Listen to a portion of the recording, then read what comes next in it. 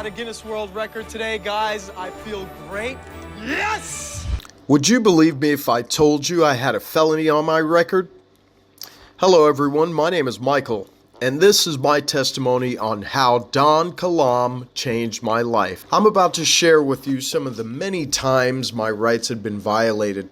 And because I didn't know my rights, I had to suffer and endure a lot of corruption. My first real taste of corruption was the day I decided to resign from the Marines. Why do you want to resign? Do you know what's going to happen to you when you resign? Well, I'll tell you.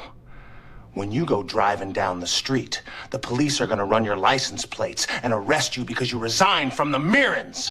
Shortly after, I decided to apply for a position with the local sheriff's department I had seen in the local newspaper. I can't actually recall the position I had originally applied for, but I do recall how much they pressured me into being a snitch. Now, Michael, I know this isn't the position you originally applied for, but would you consider being a snitch? I mean, an operator for us? No thanks. This job would be way too stressful for me. I'd have gray hairs by the time I'm 18. You're gonna regret not being a snitch for us! I did go through the examinations required to be hired by the department, which consisted of a lie detector test along with a psychoanalysis amongst other requirements. Congratulations, son. You passed with flying colors. You scored higher than any of my deputies. Welcome aboard! That Saturday, I received a letter in the mail being told I didn't get the position. I demand to know why I didn't get the position. Someone with a degree took that position, but we do have a position in the evidence room as a clerk. Why don't you come by this Wednesday and see if you'd like to apply? So on Wednesday, I interviewed for the evidence clerk position. So glad you made it out here today, Michael. Halfway through the interview, he collapsed the walls to one side of the room and an old metal door emerged. This is the room where they kept all of the narcotics. There were trash bags of marijuana on the floor surrounding an old safe that looked like it was from the 70s. Do you know what this is?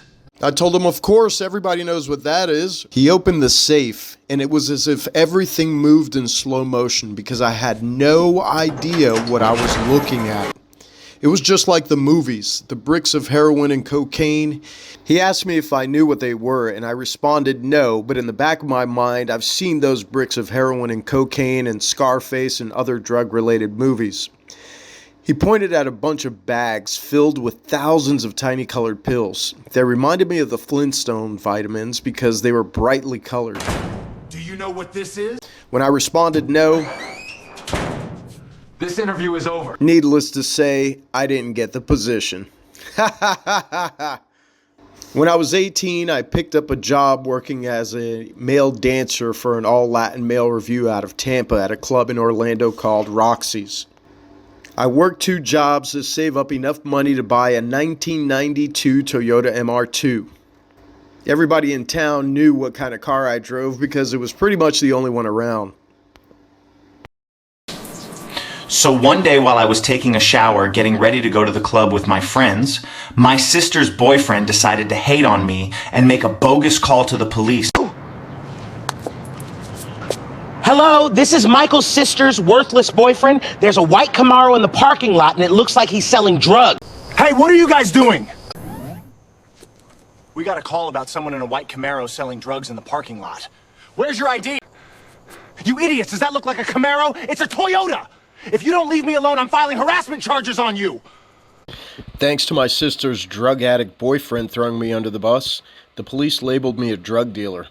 Carrying around a wad of $200 to $300 in singles from dancing just made me look even more suspicious. Little did I know I was about to make the biggest mistake of my life after work one night. I said weed, cannabis, not crack. I do not smoke crack, no thanks.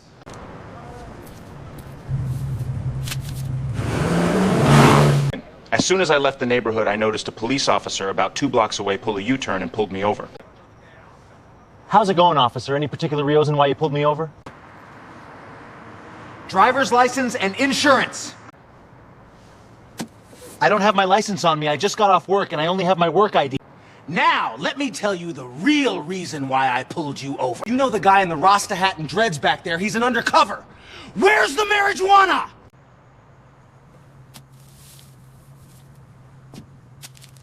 Today's your lucky day. An officer is going to call you in the next few days. We're going to need you to comply with his demands, otherwise we'll throw you in jail!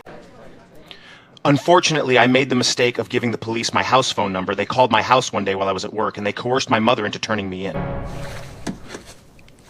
Hello, is Michael home? Sorry, Michael is at work. Mrs. Gonzalez, this is the Osceola Sheriff's Department. Michael is in serious trouble. If you help us turn him in, I won't put you in jail, and I'll make sure we take it easy on him. Oh no, what did he do? Okay, I'll help you turn him in. What do you need me to do? Tomorrow night on your way to work, drive down this road. When I flash my headlights at you, that's the signal for you to pull over, and then I'll arrest him. Okay. Please, God, protect us. Boy.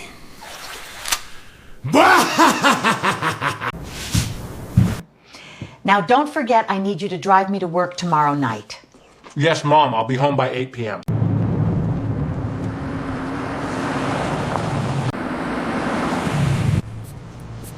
License and insurance.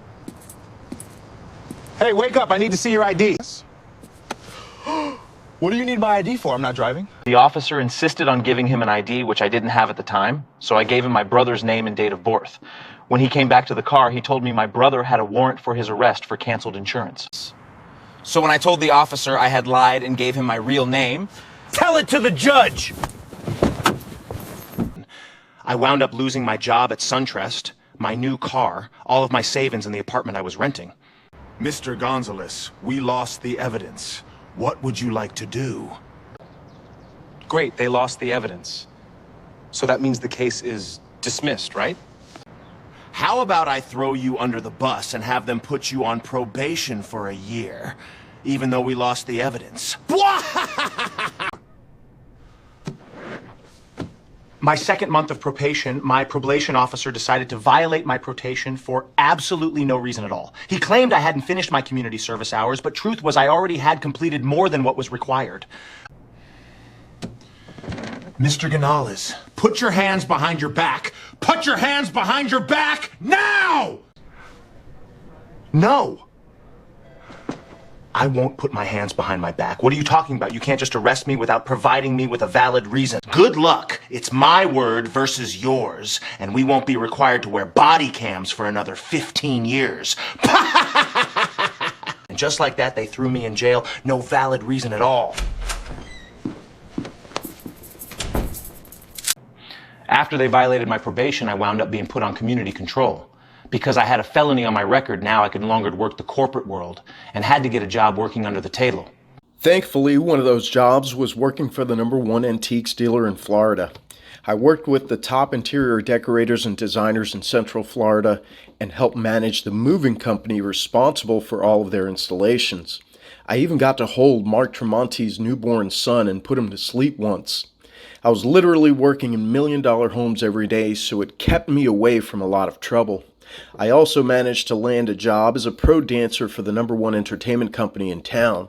We would battle it out every Sunday night at the House of Blues for Service Industry Night. Most of all, I managed to terminate my probation early. Michael, you shouldn't be standing in front of me right now, as in, this should never have happened. They violated your rights. Take care of yourself and pay attention to your surroundings at all times. Now, just because I was off probation didn't mean I was off their radar.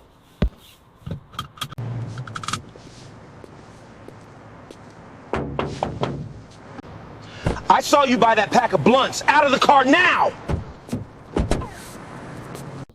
For those of you that are already part of Don Kilam's community, this next event puts emphasis on the importance of owning your name. You can read about this in some of Don's books or his status correction program. Also, the name game. License and registration. Can you tell me why you pulled me over? License and registration! I invoke my right to remain silent. Step out of the vehicle.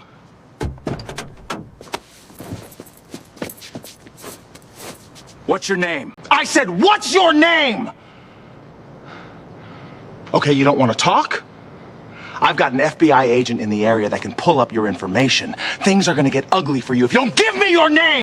Thankfully, before he pulled me out of the car, I managed to text my mother and sister they were probably going to arrest me because my driver's license was suspended. I remained silent until the FBI agent arrived. We have a positive ID, that is his name and his date of birth. You can arrest him now.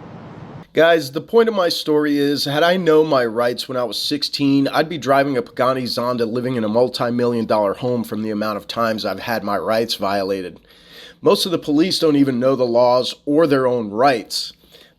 This is why I'm a proud member of Don Kilam's community today, and I know my rights. This man's knowledge has practically saved my life along with many others.